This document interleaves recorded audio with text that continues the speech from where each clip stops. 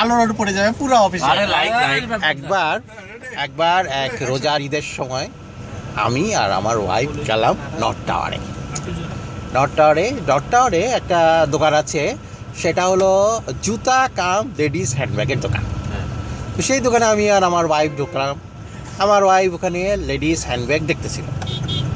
এমন সময় ওই দোকানে এক ফরেনার আসলো, এসে সে জুতা দেখা শুরু করলো।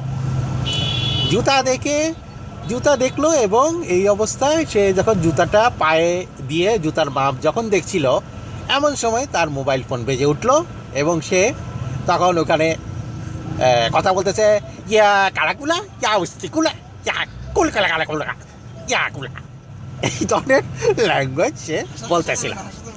এবং সেই ল্যাঙ্গুয়েজটা আমার কানে খুব লেগেছিল এবং আমি তখন একটু রাগান্বিত হলাম ওই পরিস্থিতিতে, কারণ দোকানে অনেক বেশি লোকও ছিল এবং দোকানটাও অনেক ছোট আকারের একটু ছিল।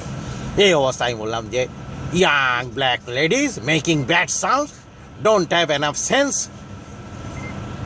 এই কথা বলে তাকে একটু গালিগালাজ করলাম।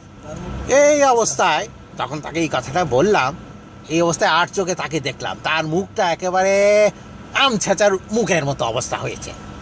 এই অবস্থায় আমি আর পরে আমার ওয়াইফ দোকানে ব্যাগ ট্যাগ দেখে দোকান থেকে প্রস্থান করলাম। এই সেই আমার সেই স্মরণীয় কাহিনী। উপস্থিত সুধীমণ্ডলী, ভবিষ্যতে আবারও আমার ইচ্ছা আছে উল্লেখযোগ্য এইসব কাহিনী নিয়ে আপনাদের সামনে আসা।